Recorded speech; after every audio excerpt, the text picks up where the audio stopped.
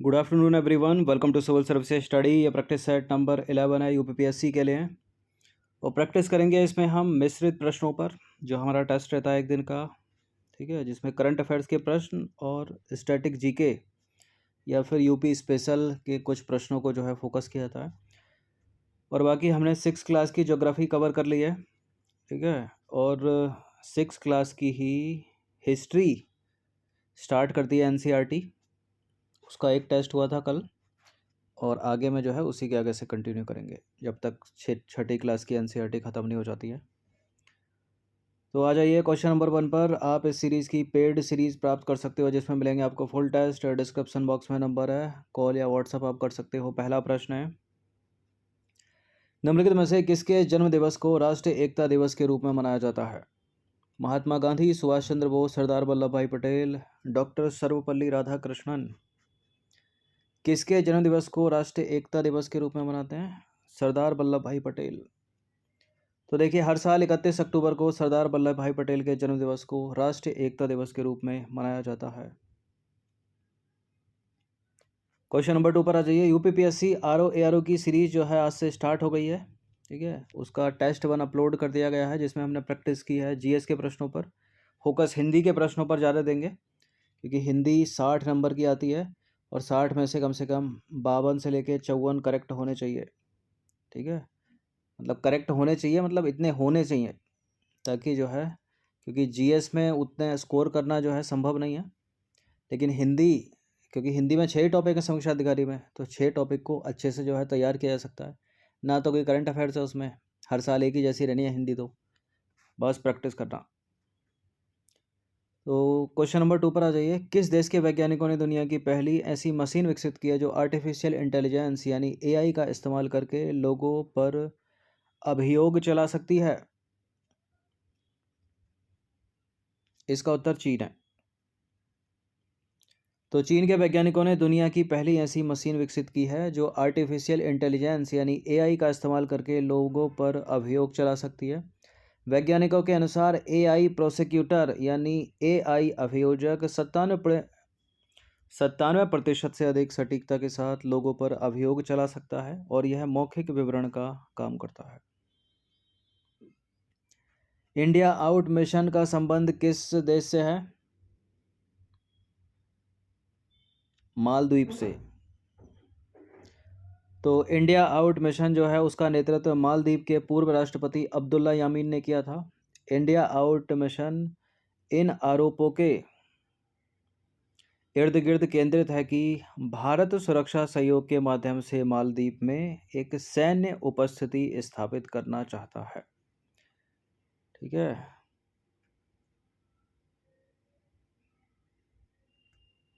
ये बात है। नंबर 4 पर आ जाइए। कैमूर प्लेटू, कैमूर का पठार किसके लिए प्रसिद्ध है? कैमूर का पठार प्रसिद्ध है चूना पत्थर के लिए।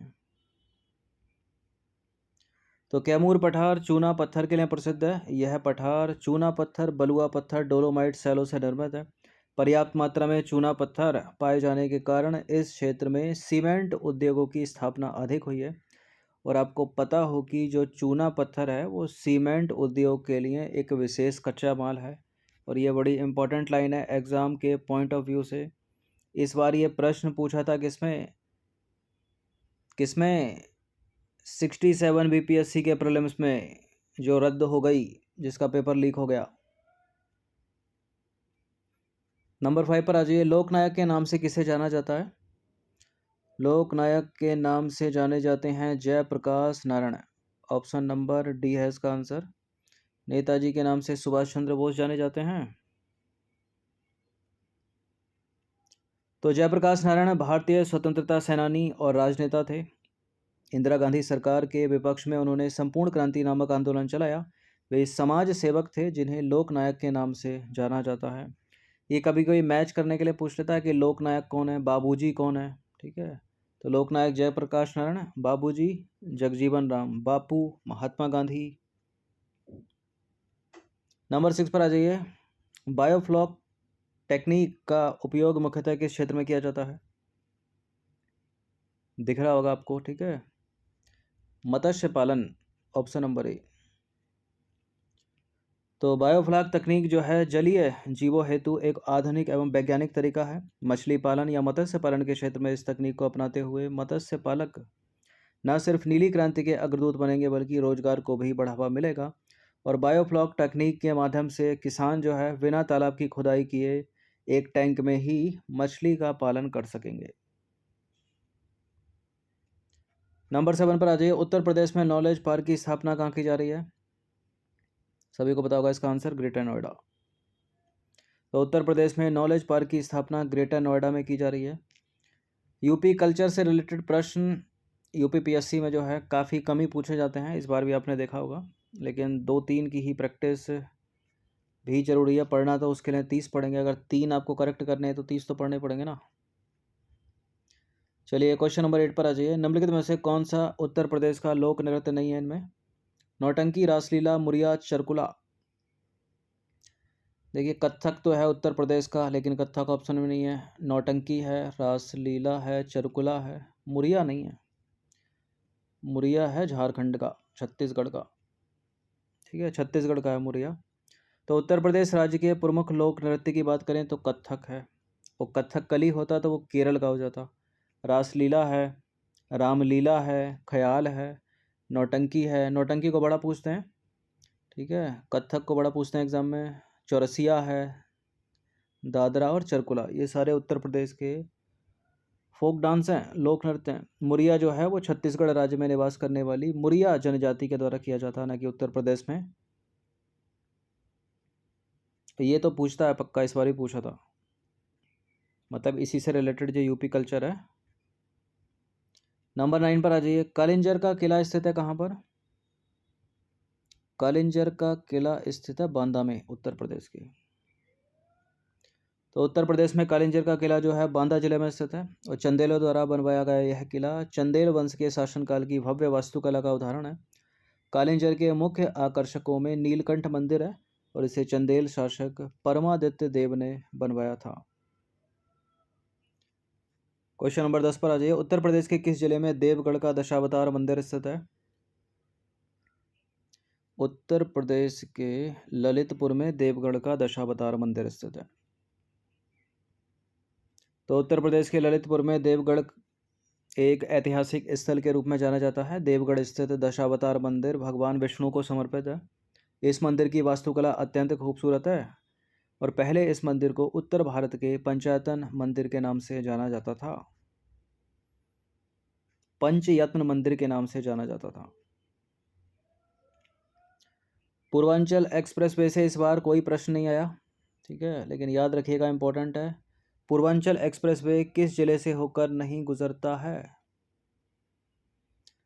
लखनऊ से गुजरता है, बाराबंकी से गुजरता है, सुल्तानपुर से गुजरता है, अलीगढ़ से होकर नहीं गुजरता है ये।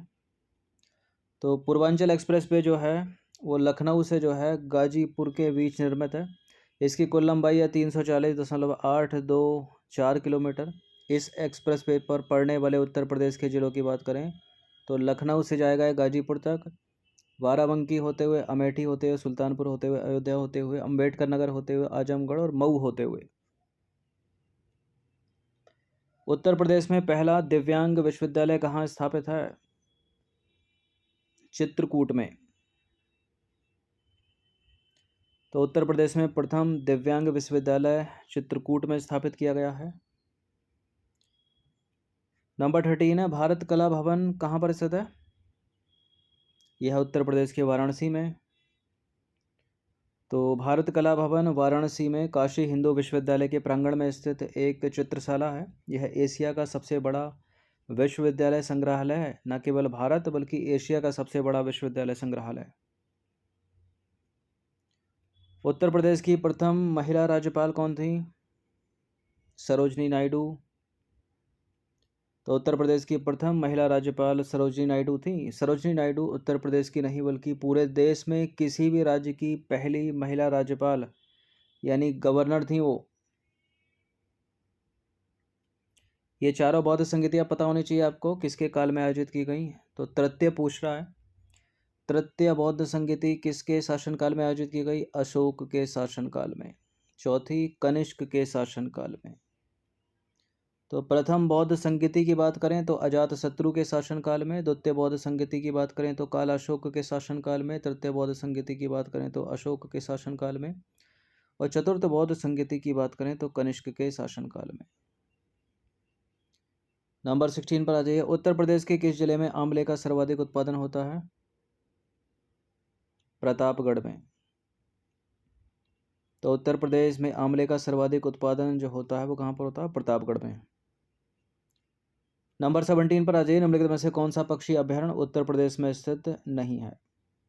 बखीरा पक्षी अभयारण्य, लाख बहोसी पक्षी अभयारण्य या बिहार, कांबर झील पक्षी विहार, समरसपुर पक्षी विहार। बखीरा पक्षी अभयारण्य है उत्तर प्रदेश में, लाख बहोसी पक्षी विहार भी उत्तर प्रदेश में, समरसपुर पक्षी विहार उत्तर प्रदेश है, कांबर झील पक्षी विहार उत्तर प्रदेश में नहीं है।